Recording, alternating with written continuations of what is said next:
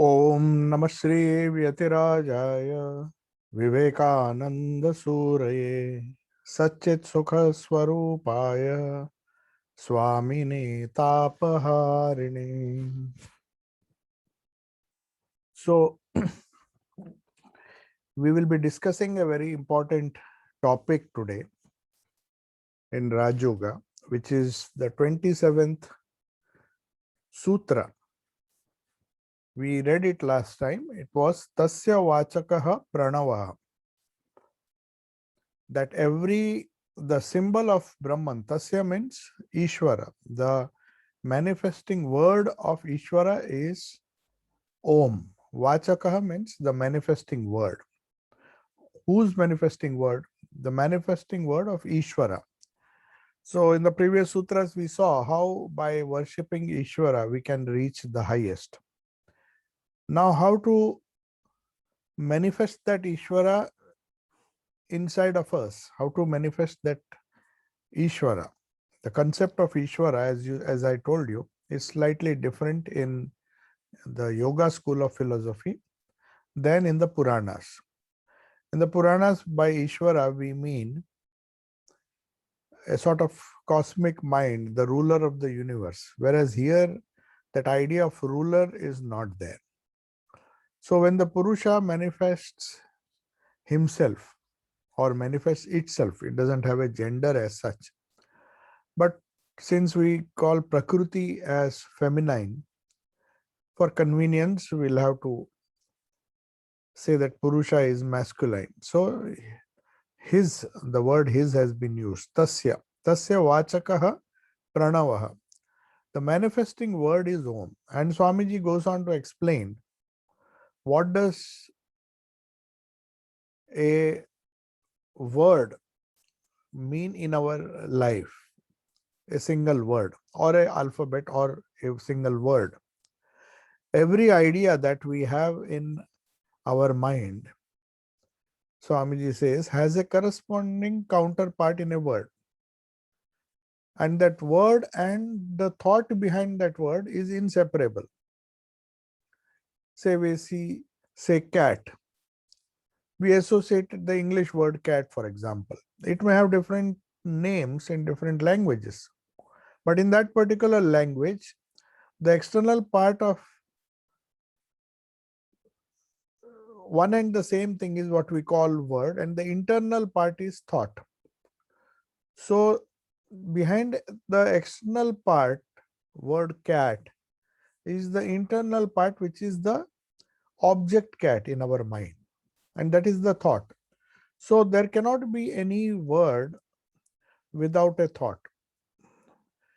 So every idea, similarly, Swamiji begins with this explanation before trying to explain why Om is the manifesting word or the manifesting word of that Purusha or that Ishvara is Om. So he says the reason that since we have to give the concept a word, and the best possible word is Om, and he goes on to explain why this word Om is so important and why it is known as Pranava. Now, no man by any analysis can separate the thought from the word. This is very important to understand. If you want to know the concept, you have to express it through some words. Now, as I speak, I'm using several words, and these give rise to corresponding thoughts in your mind. But it's a series of words which I have to repeat in order to make some sense. If I want to explain my position or explain certain things, I use a series of alphabets or a series of combinations and permutations of these alphabets, which are known as words. Now, the idea that the language was created by men, this I discussed last time, is not the true thing. People think that some people in the beginning sat together and just created a language and said, from tomorrow we will decide upon all the vocabulary which we use in a particular language, say English language. It's not that English language developed that way. that all people sat together and prepared a dictionary and then decided that we will call these things by these names or these words. It has been proved to be wrong. They could not trace out the origin of a language, though they may go to the roots and say this was the root, this is the Latin root from which this English language came, this is the Latin root from which some other European language might have come. So at least they try to trace it to some Latin word, but they're not very sure how this particular word has been created. I mean, how these words have come into existence. How do we use these words every day? And every day we manipulate these words, knowingly or unknowingly. Some people may know the meaning of these words properly. And Swami Vivekananda used to sometimes make fun that there were two people, and one called the other a rhino. Rhinoceros is an animal which is not very common in English language, unless one has gone to now of course everybody sees the rhinoceros on social media or television and other places, on picture books. But in those days when there was no printing and there were not many pictures available, it was not very common to know what rhino means. So somebody, referring to another person, called him a rhino. Now, he didn't understand. Naturally, if you don't understand the meaning of the word, you don't react. And it is only later when that person saw the dictionary and tried to see a picture of that word. I mean, the picture of a real rhinoceros. And when he saw that huge animal, then he came to know why I was referred to as a rhino. And then he got angry. So the reaction to the word will be there only if you know the meaning. The meaning is definitely connected with the word rhino, but the idea and the word, they are connected. But provided you know that language. So also regarding all the other words that we use every day, day in and day out, we are using words. So as long as man existed, Swamiji says, there have been words and language. It might have been a primitive language, but there was, for everything that we uttered, say ma, for mother, a small word is used. From time immemorial, ma means mother in several languages. In some other language, in Sanskrit, for example, you say matri word. Matri, from the matri, mother has come. So no matter how much you go back to find the origin, you can't do it, because each language has been developed with a particular word associated with a particular meaning of that word. So what is the connection between an idea, a thought, and a word? If we take it for granted that as long as man has existed, these words he has been using words, and there is a deep connection between idea and a word. So although we see that this connection is always there, but it is not very obvious that the same thought requires the same word. As I said, in some languages you call the word mother is ma, it is mother, mama. There are so many words which we use in our day-to-day language, and the people who understand that language understand what is meant by that word. But it doesn't mean that the same word is required to express a particular thought. To express the word mother, for example, you don't have to use the same word mother. In German language, it may be different. In Sanskrit language, it may be different. The thought may be the same in 20 different countries. The concept of the idea of mother. But yet the word may be different. That's the idea. But we must have a word to express each thought. But these words need not necessarily have the same sounds. It will vary in different nations. This much is clear. So the commentator of this particular sutra tries to explain why the Vachaka or the representation of Purusha or Ishvara is this Om. Our commentator says, the commentator of this particular sutra says, although there is a relation between the thought behind every word, and it is perfectly natural, we know that, yet it does not mean a rigid connection is there between one sound and one idea alone.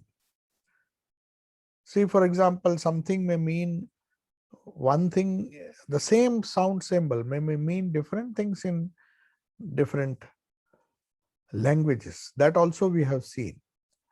So there is no rigid connection, but there is some connection. These sounds vary, yet the relation between sound and the thought is a natural one. Though the variety we see in life, the connection is natural.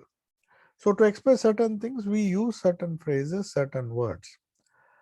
The connection between, again, another aspect has to be understood. The connection between thoughts and the sounds is good only if there be a real connection between the thought, the thing signified, and the symbol.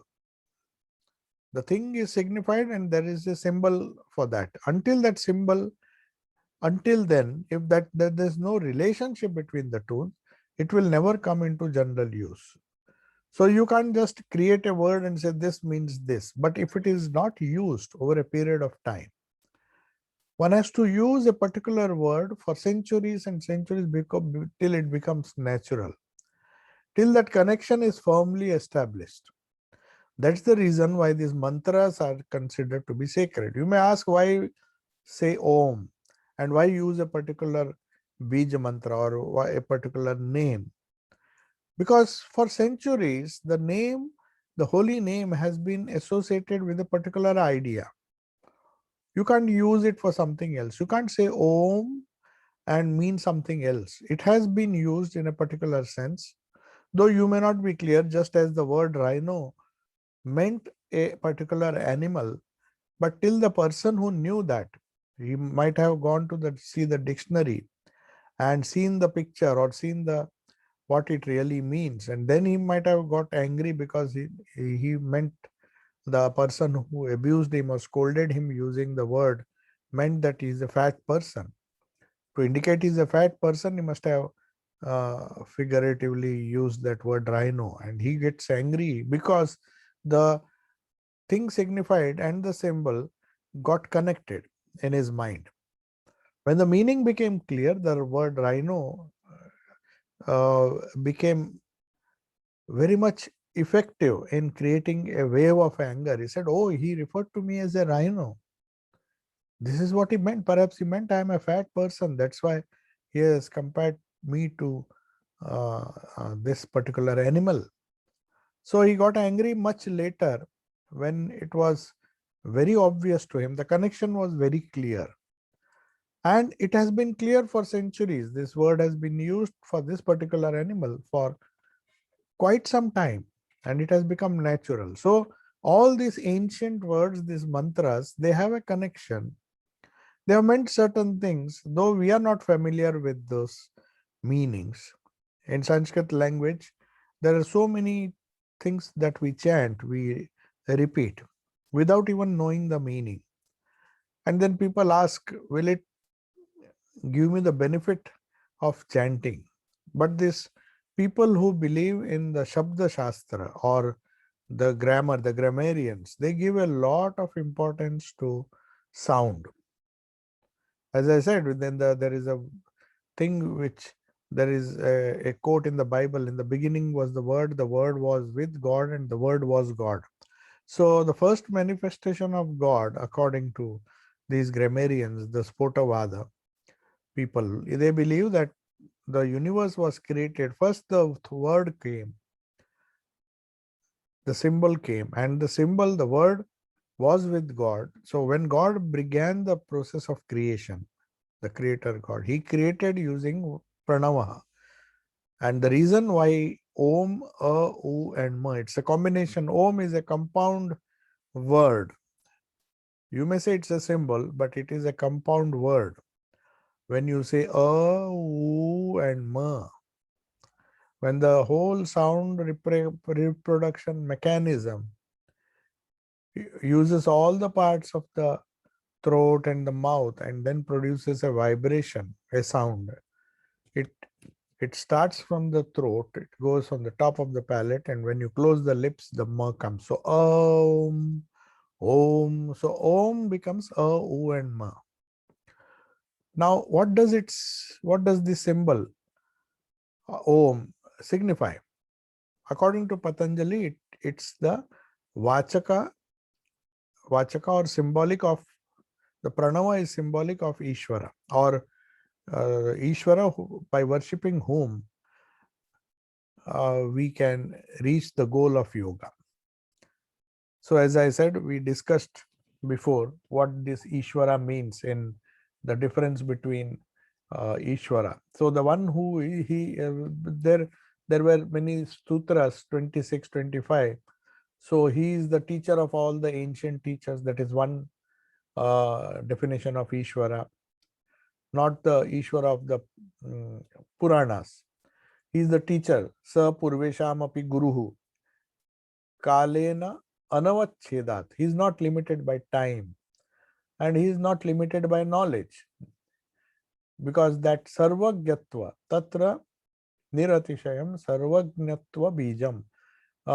In others, people have limited knowledge, but in Ishvara, he is all knowing, because we can say that he is of the nature of the cosmic mind. So our minds are small whirlpools in that universal mind, which is all knowing. It knows everything. So that idea of Ishvara is what is used here. And that Ishvara, who is all knowing, who is as ancient because he is not limited by time. We came into existence, we were born on a particular day, we have our birthdays, we will die. So our consciousness, or our thought, our knowing, the quality of knowledge that we have is temporary. It's limited to a particular lifespan. Whereas Ishvara transcends all boundaries, and he is all knowing. At the same time, he is not limited by time. He is the ancient of all, even the ancient teachers. He has come down in a tradition. So also you will find he is represented by this Om. So the argument is done in this way, that this Om is something which has come to us from time immemorial. It's not that some people sat and created this word Om. That is what Swamiji is trying to explain, and that's what the commentators, Vyasa and all, are trying to explain. So this Om that we chant in the beginning of all mantras, it is symbolic of this Ishvara, this all-knowing Ishvara, who is the goal of our yoga, the Purusha, the Brahman, who has manifested in this universe. First, as the manifesting word is Om, and from that all the alphabets have come, then the meanings, and then everything was in seed form in this word Om. This is a peculiar idea. Many people may find it difficult to believe why so much importance is given to this Vachak, this Pranava. Pranava is the meaning of the word Om. Om is also referred to the word referred to by the word Pranava. So the commentator says, now he tries to explain this connection should be real. And if that connection is not real, then a lot of people who use this word, this symbol, Om, that symbol will never come into general use. But now nobody will dispute this, because this Om is there, just as the words Ma for mother, and the several other words which are in use for time immemorial. So since the symbol is the manifester of the thing that is signified, so if it signified Ishvara, and Pranava is the Pranava or Om is the symbol used to designate or to denote or to refer to Ishvara, then the meaning and that Ishvara is eternally connected. So if we want to understand what Ishvara is, we have to repeat it. And we have to, by repeating the meaning slowly, if we are, if we really know the meaning of pranava, whether by constant repetition or by the grace of the Guru or by the grace of all the tradition, as he said, he is the teacher of all the teachers. So that pranava, that Ishvara who is designated as pranava or om, it's logical to understand that since that eternal relation exists between Ishvara and his symbol, repeating the symbol will take you to Ishvara, make you one with that Ishvara. That is the logic. So, Swamiji goes on to explain that by experience, we know that the symbol, by our daily experience, the symbol has expressed that thing many times. And we are sure that there is an eternal relation between a word and its meaning. Even if the things are not present, those things may not be apparent to us now. We may say Om, we do not know what Om means. Just as a person who says the word rhinoceros, he doesn't know the meaning, he has just repeated. He said, "You called me a rhino." Okay. He will not understand unless he realizes the meaning of the word rhino. So for that, effort has to be made. It's not enough to know that Ishvara is represented by the word Om or Pranava. If it is Om, then you have to find out the meaning, real meaning of Om. So that Brahman, Om iti ekaksharam Brahma. In Upanishads also it is there. It's not just the Patanjali's Yoga Sutras that say, but Om iti ekaksharam Brahma. So the single word Om is representative of that Brahman, that supreme, that ultimate reality, which is known in various systems by various names like Purusha, like Brahman, the ultimate reality. So there is a real relation between that Om and the thing that is the real meaning behind that Om. Even if the things are not present right now, there will be thousands who will know them by their symbols. There must be, Swamiji says, a natural connection between the symbol and the thing signified. Then when that symbol is pronounced, it recalls the thing signified. The commentator here now says the manifesting word of God or Ishvara is Om. And why does he emphasize this? Now we will try to answer that question according to Swamiji. There are hundreds of words for God. There is Brahman, there is Purusha. One thought is connected with 1,000 words. The idea of God is connected with hundreds of words. And each one of these words, whether you call it Allah, the Supreme, the Father in heaven, there's so many ways of expressing God in different cultures. Each one stands as a symbol of God. But the people, the yogis, they found certain sound symbols. There is a certain generalization they found. When you refer to the word God, you will find that there are certain things, there are some common symbols which will be the best, the substratum of all the words that we use in our daily life. So when you say all-knowing, without respect to time, which existed even before, it exists now and it exists for all eternity. So it's not only all-knowing, but is all eternal as far as time is concerned. So we live in time, but the Lord or God lives eternally. He cannot be and will not be restricted by time. So for time immemorial, this word Om, we will try to find out why this symbol is common and why this particular Om itself is the most common symbol, because it represents a sound where we use the larynx, the palate, and the where we use in making sound, we normally use the larynx and the palate as a sounding board. It's a sounding board from which the vibrations come out. and the lips, and finally we come the larynx. It starts with the larynx, the palate, and then finally the lips. Is there any material sound of which all other sounds must be manifestations? One which is the most natural sound. So that is how the yogis discovered this wonderful sound, or Om.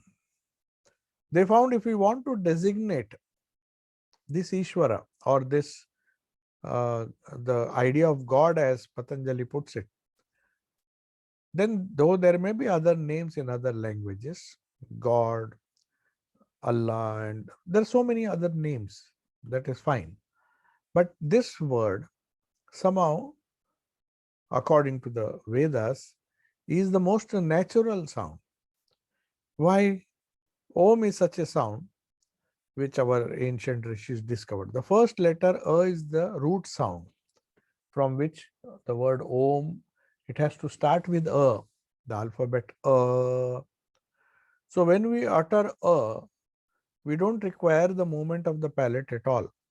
Even if somebody shuts your mouth, if you see, you still can utter A. It comes from the larynx or the throat.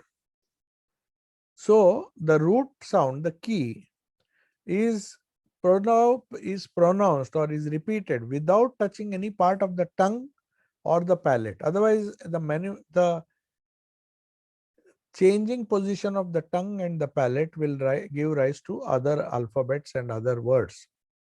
But to say the most natural sound, you can keep the tongue or the palate steady, and yet the sound will come because it is the root sound. So without touching any part of the tongue or palate, and the ma of the Om, O, and Ma represent the last sound in the series, being produced by the closed lips, and the U rolls. When you say oo, when you say oo, it rolls from the very root. After the sound rolls from the very root to the sounding board of the mouth. And that sounding board, and then finally it concludes, the sound ends with Ma, with the lips. So it rolls, the sound rolls oo, and oo is a sound which is connecting the two. And you find the Om represents the whole phenomena of sound production. Whether you say pa, pha, ba, bha, ma, or any other language, this if you see the alphabets of Sanskrit language, they are so scientific. Pa, pha, the labials, even in English alphabet, the vowels and other things are used, where certain sounds require certain portions of the mouth to reproduce. To reproduce a particular alphabet, pa, you have to move the lips. So all the alphabets which require the motion, which is a combination of the lip movement and but all the three movements, three places which is required, the three parts of your mouth, oo, and ma, it covers the entire sound reproduction. It's the matrix, the natural symbol. Om represents the whole phenomena as the common minimum, the phenomena of sound producing. As such, it must be a natural symbol. So it's not that somebody created Om. The moment you use all the parts of your mouth to produce a sound, different words and alphabets, this Om is the most common matrix from which all the other sounds have come. That is the explanation Swamiji gives. And he says, it's not only the matrix of the various sounds, but it is also the whole range and possibility of all the words can be made by using the areas of oo, and ma. So all the words, apart from this, the speculations which we make about the origin of the words and the meaning and all those things, there are many speculations. The sound theorists who propose or propound the theory of sound as the origin of the universe or the whole creation, because in the beginning was the word. If you see the Bible, just as the Spotavadas say, The word Om, from Om came the other words. The words came and then the objects came as a result. And then there is an eternal connection between that object and the word. That is how we explain the creation, process of creation. So, apart from these speculations, there are so many theories in different cultures. We see that around this word Om are centered the different religious ideas in India. If you take Indian tradition, you will see all the tradition that had its origin in India, the spiritual tradition, whether it is Buddhism, Jainism, Hinduism, even Sikhism, all the religions which were based upon the Vedas, they have always considered this sacred symbol and they've all gathered around this word Om. That is why Swami Vivekananda, when he spoke to the different sects, he wanted to unite. He saw that India was mercilessly divided into different sects, each one quarreling with the other, trying to fight whose god is more powerful than the other sect.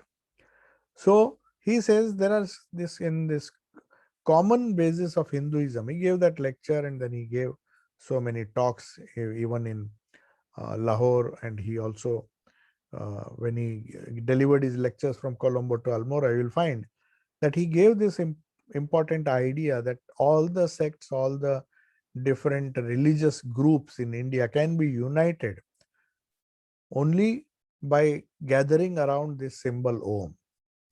So he says all that, apart from all the speculations of why O and Ma and all this is a scientific explanation, but there is a historical perspective also. From the historical perspective, you will find that all various religious ideas of the Vedas, the Vedic tradition, I mean, the later Vedas, Buddhism, Jainism, Sikhism, nobody has denied the importance of Om. They might have given different explanations, but Shabada, the Sikhs also say, Shabad Kirtan, Om is sacred for them also. So, the whole traditions have been built. There may be others the other words which are used in conjunction with Om. Om Namah Shivaya, Om Krishnaya Nama, Om Namo Bhagavate. But everything starts with Om. As it were, Om is the center around which all the traditions have gathered themselves. Nobody disputes that. And it is not an accident. It's not that the other religions which came out of as an offshoot of Hinduism, like the Vedic religion and other religions, they planned that way. No, it was not that. Because this Vachaka, this Pranavaha, is the Vachaka, is the symbol of that supreme manifestation. Anybody who propounded or started or founded a sect had to accept Om. So that is why Swamiji, Sri Ramakrishna in this gospel says something very significant. He says, he casually in one, while he was talking, he says, do you know all the Vedas, all the various ideas? Vedas are expansion of this word Om. That is what Indian tradition believes. Why? And he says, all the Vedas merge into that common mantra which is known as Gayatri. Gayatri is considered to be very sacred.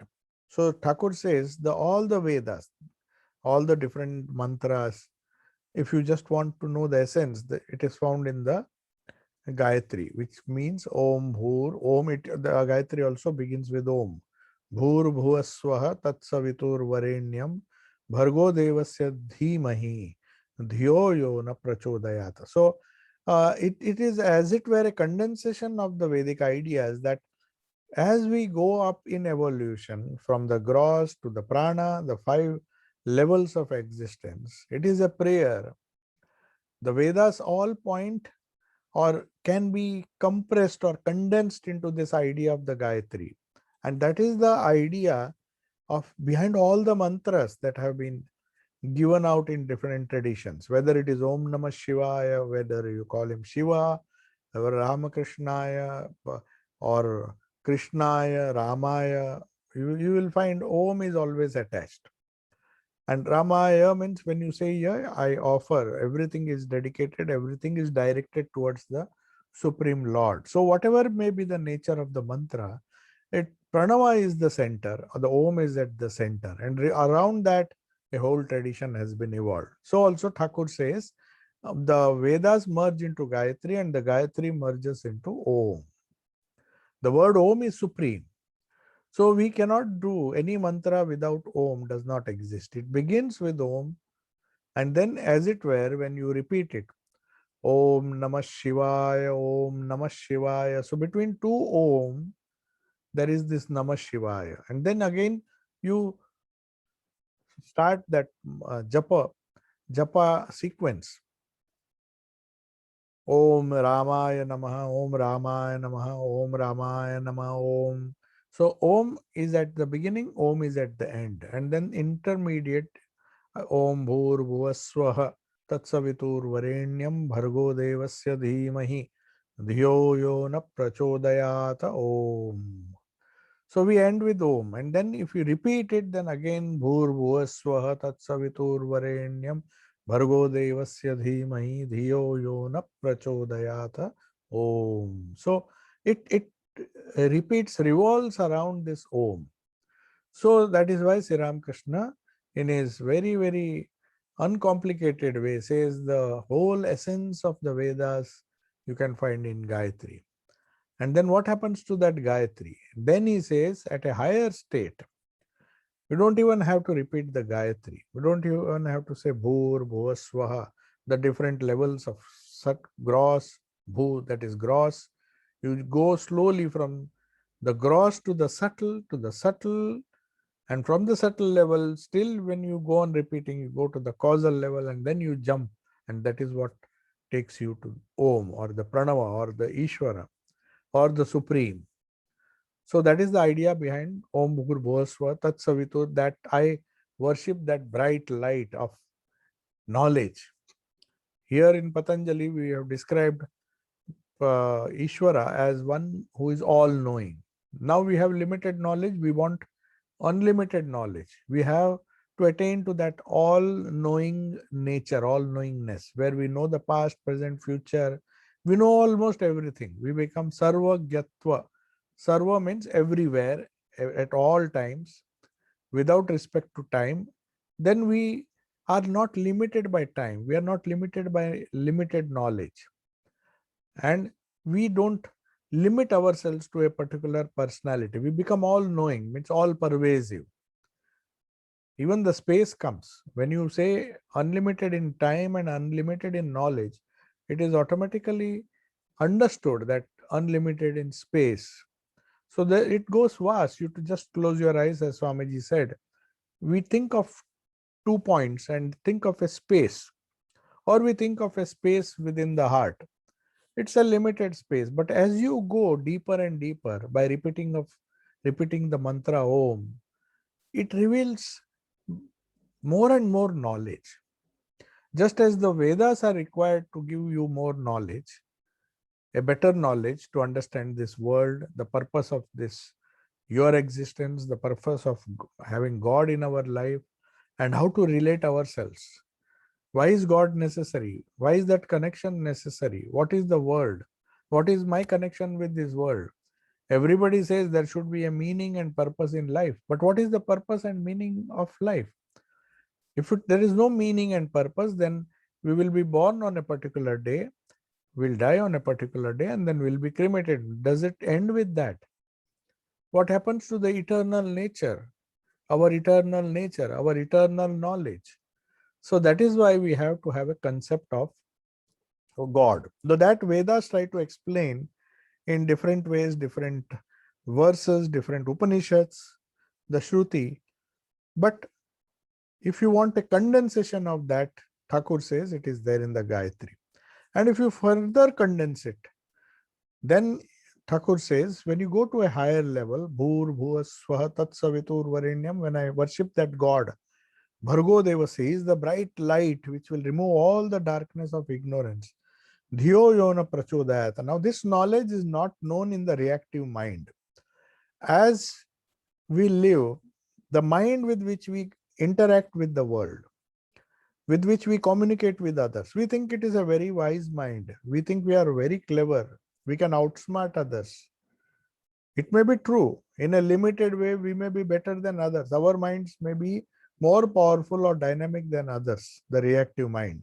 We may be more sharp, but there's no reason why we should be very happy or proud about it. There will be somebody whose minds are far more superior than us, not only in wisdom or not only in intelligence, but also in wisdom. They are different things. So the capacity to know the gross things is indeed appreciable. To understand the gross truths, to understand science, to understand mathematics. And we think gross knowledge or gross intelligence will give us power over the whole universe. It is not possible. It is not true. Maybe at a gross level, you can dominate certain species. But then you see even a small virus, which does not have a brain, which does not have a brain like ours. But still it can cause havoc and destroy the gross, however intelligent we may be. So we see that in the gross there is a limitation. That is why the mantra tells you, Bhur Bhuva Swa, you go higher, don't stop. And where does it lead? It leads to Om. Because you find as you go to the subtle, you find even in the subtle realm, our minds are limited. Our intelligence is limited. So you need the support of Bhargo Devasya. Bhargo Dev, the bright sun. Sun is just a symbol. It means total illumination. The bright illumination which clarifies everything. Clarifies our relationship with our body, with our subtle body, what happens after death. Is there in infinite existence? Can we become one with it? Can we use the Om to become? So all these things to unite ourselves with that supreme reality so that we are all knowing, we become one with the Ishvara by meditating on whom. So all that is possible through the Gayatri mantra. It is like a cryptic statement, this mantra, though it is a big mantra compared to the small japa that we do. But every mantra that has been given by, which has come down from a guru given tradition, which has been coming for a very, very long time. And people, you see the mantra, the Gayatri mantra was revealed to a rishi. That rishi saw the meaning of the mantra and uttered it in so many words. Not that other words, you can use English and explain Gayatri in maybe one big paragraph. The meaning is, now I'm using the word English. It's not the correct way to explain the meaning of Gayatri. When you understand it intuitively and experience the meaning of the Gayatri intuitively, then it makes a vast difference. No matter how much how many English words I use or any other language, no matter how many words I used, the whole Vedas, such a vast literature. And Thakur says it can be compressed into this Gayatri. It merges into Gayatri. That means, in essence, when the Dhiyo Yona Prachodaya, that Dhi, that Buddhi, not the reactive mind, but the Buddhi gets activated, then you understand the true meaning of this Gayatri. And it is revealed in a flash. But that Gayatri also, if one is subtle enough, he can get by repeating Om. So whether you use just Om, use Om Namah Shivaya and other mantras with some names which are appended to Om, or whether you use the whole Gayatri, or even if you are more gross than that and you use the whole Vedas, you still reach the same goal. It will take time. If you follow the longer path, then you have to read the Upanishads, read all these things to get the experience, to get the essence. Because our minds are complicated, because they are too gross, we need many gross supports. These are all the scriptures. That is why they say, Tatra Veda Aveda Bhavati. The Upanishad itself says you will reach a state where the Vedas will become Aveda. They will be useless. Today in WhatsApp, I've sent that quote. The scriptures, Mahapurush Maharaj says, the scriptures, too much of reading will in fact confuse your mind. So the essence of the scriptures has to be understood. Now and then, if we are reading the right scriptures, that's why they say when you come to spiritual life, don't waste your time reading books or reading literature or reading material which are not connected, which don't take you towards the essence. The Upanishads do that. The Gayatri does that. Or better still, if you have faith, Om does it in a much better way. So you minimize the effort to reach to that depending on how high you have evolved. So these various ideas that have been manipulated, every stage of religious growth in India, it has been manipulated to mean various ideas, the monist, the dualist. Some people say you begin with Vishishtadvaita, the Advaita, then you may say that I don't believe in Advaita, I believe in a God, a personal God whom I can love. It's fine. You begin with that. But please, for heaven's sake, Thakur says, don't end with that. Because Tasya Vachaka Pranava. In Raj Yoga, they say whether you follow Bhakti Yoga, yoga is the same. Yoga is that which unites you. If you want to unite with the gross, even Vishada Yoga, in the Gita, you see there are so many yogas. To attain to even smaller goals, you require yoga. You even to earn money. If money is the goal, then it is a very gross goal. But even then, you have to focus and try ways and means to earn that money. But as you realize that this will not give you immortality, this will not give you all knowledge, this will not give you happiness, this will not give you sukha. So you go take up the higher. To achieve the higher, you use something else. You use these mantras, you get scholarship, you get all this the academic knowledge, and you get some kind of higher joy. But then you find even that is going round and round and round.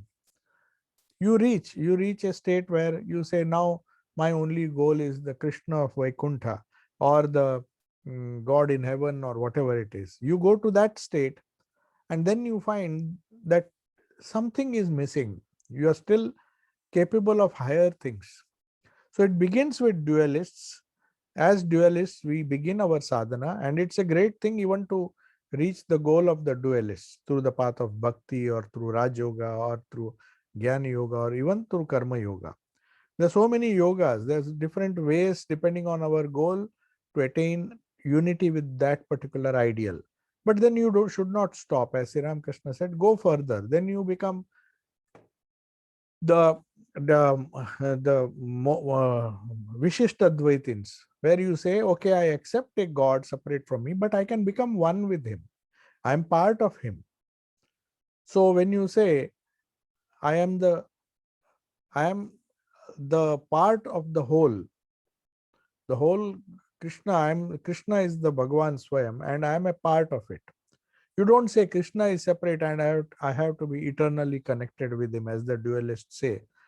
They are happy with Vaikuntha. They say, okay, we will live in close proximity of my ideal, that is Krishna. But some people say, no, I want to be part of it. I want more and more knowledge to be revealed.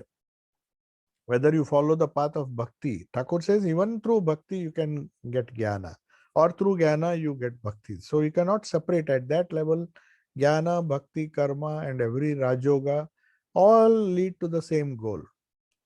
Just as all the mantras, all the Vedas lead to Gayatri, and Gayatri leads to Om. So when you come to the Pranava, Tasya Vachaka Pranava, all these ideas of dualists and atheists, even atheists, they also took this Om. Somehow, in some way or the other, they had to accept. Om thus has become the one symbol for all religious aspirations of a vast majority of human beings. Now, take for instance the English word God, Swamiji says. It covers only a limited function, and if you go beyond that, you have to add certain adjectives. When you say God, definitely you mean some things. When you say Ishvara, for example, you mean some things. But you have to say whether that Ishvara is personal or impersonal, absolute God. So also all the words for God in every other language, their signification is limited according to our limited conception of God. If we would think of God as a master who decides our destinies, who controls our destinies, who gives us all the good things or the evil things, gives us the fruits of our prayer, puja, and all the rituals, then God means something else. He's just a giver of gifts. We want money, we want happy, we want temporary things of this world. And for me, my God, if he gives that, he's enough. So he's just at the most a very powerful king or a ruler, and I just go and plead with him, make him happy, and then he gives us these doles out, these gifts. As Thakur says, if you go to mother and say, I want toys, she will give you toys if you are happy with that.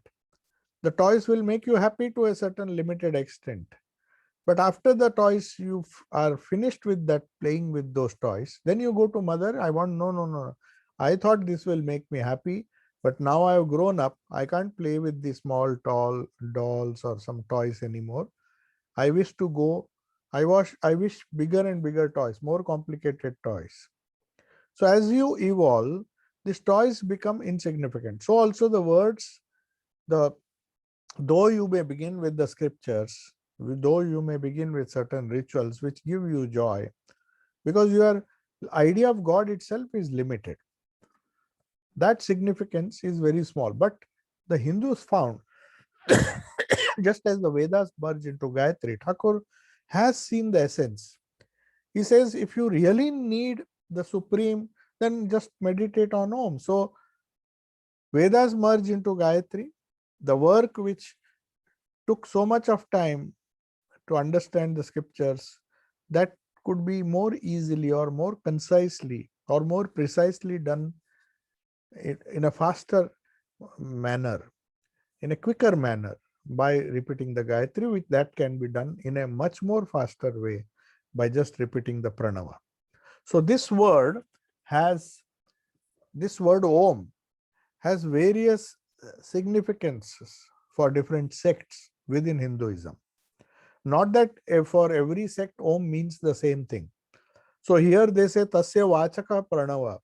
It is the symbol of that Ishvara whom you are going to worship. So also Om has a different significance in the Advaita philosophy, in other philosophies.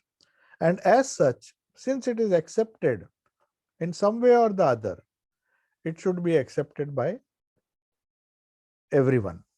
And then we come to the next sutra. We will just chant that Tad Japaha Tadartha Bhavanam. So now it is made very clear. Tad Japaha means repetition. It simply would not do to repeat Om once and say that I will have repeated Om and I have got knowledge. Just as you have to repeat the Vedas, study it again and again and again, do the rituals again and again. So repetition is the secret. Tat Japaha, Tad Japaha. Tadartha Bhavanam. It's not only the japa, and meditating on its meaning is the way. And why should we have this repetition?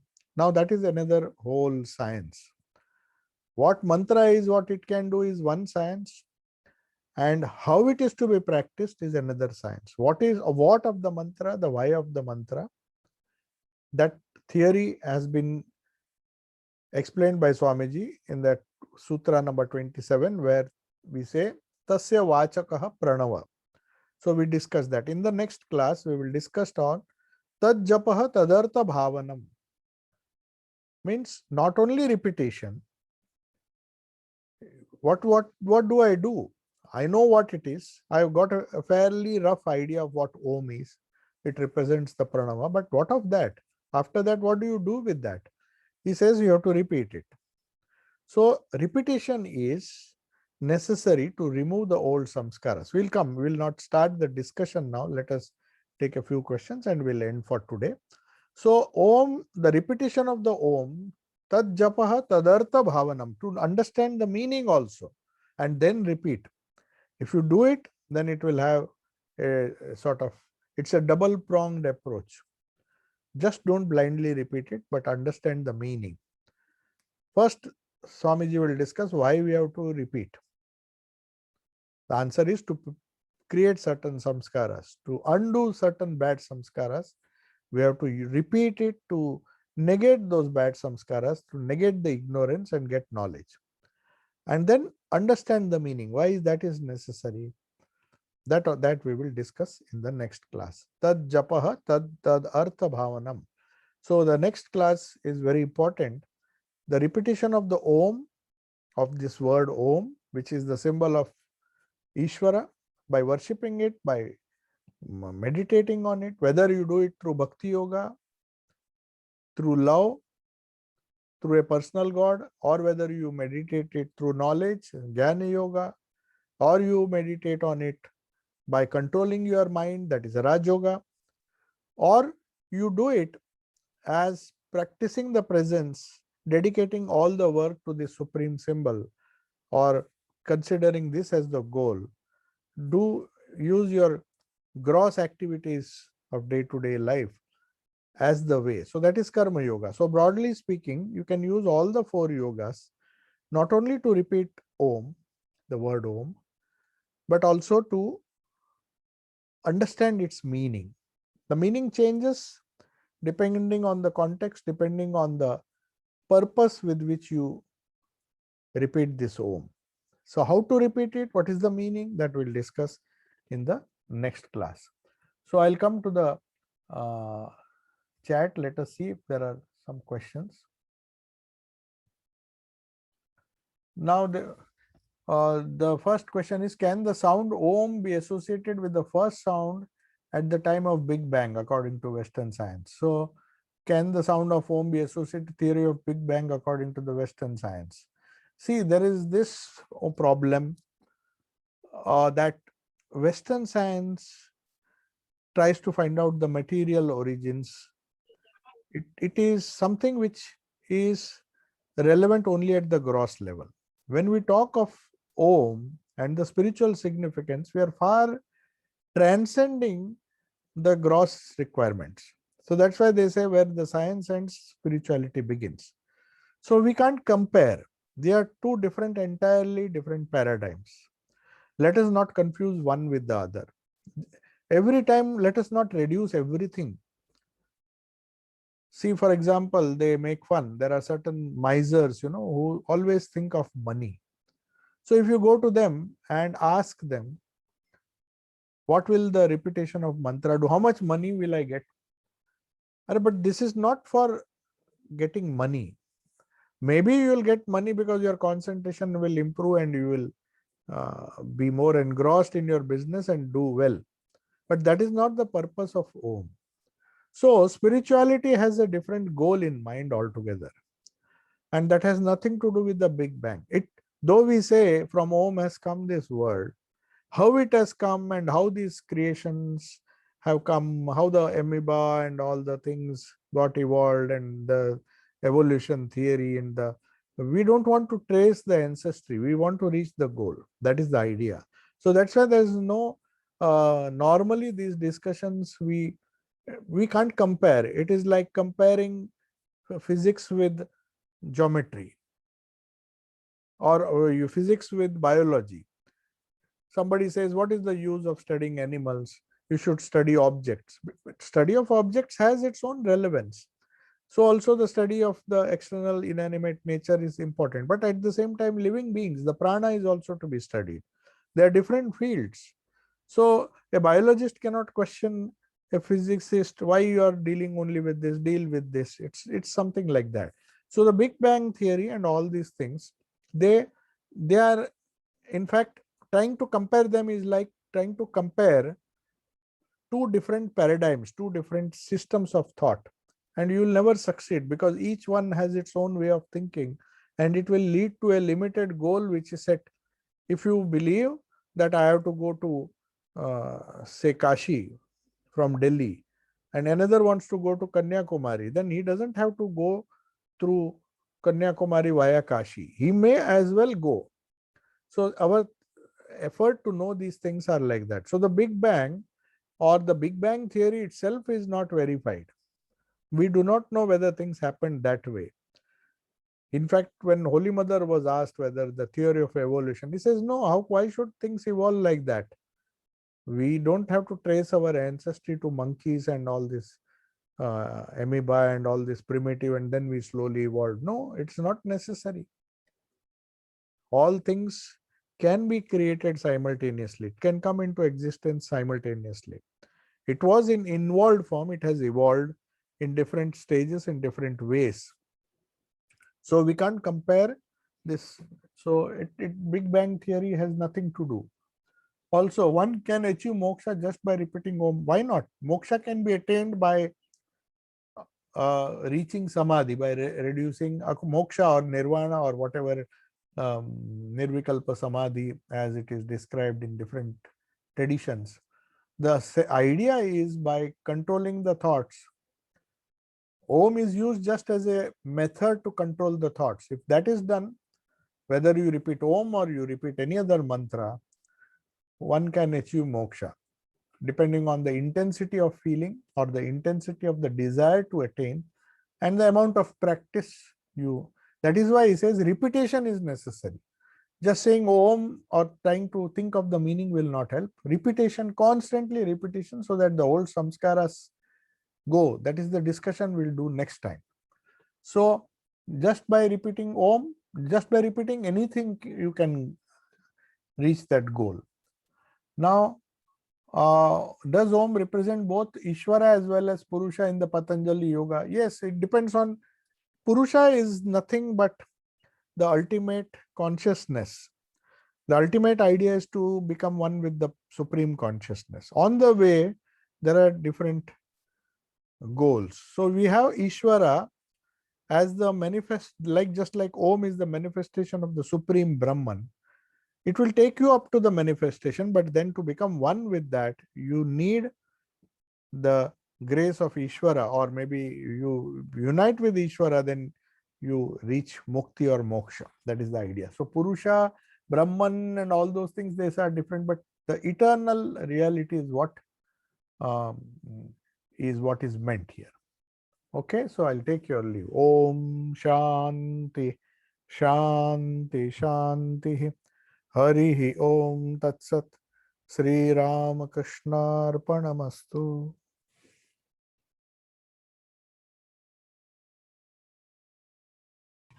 Thank you, Swamiji. Namaste. Namaste. Thank you, Swami.